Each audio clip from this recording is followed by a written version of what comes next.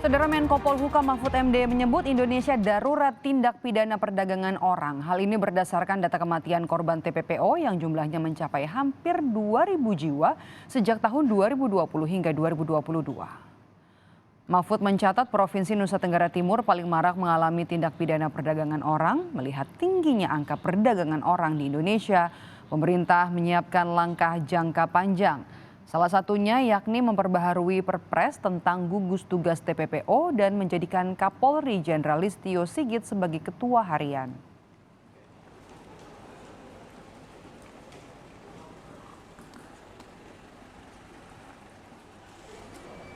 Satu hari 2 korban itu sudah termasuk darurat, bisa dikatakan darurat TPPO, Pak? Sangat darurat. Kalau dari laporan kemarin sejak tahun 2020-2021 sampai 2022 itu jumlahnya 1.900 mayat pulang ke Indonesia.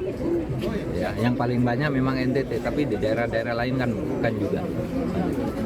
Nah, itu yang kita punya data dan kita tidak boleh diam. KTT ASEAN kemarin meminta kepada semua negara anggota untuk melakukan kerja yang sama yang lebih ketat.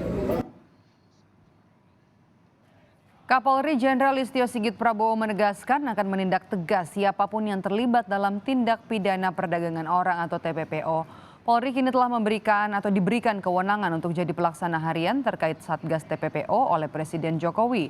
Kapolri juga menyebut akan menindaklanjuti penindakan TPPO dengan mengambil langkah penegakan hukum.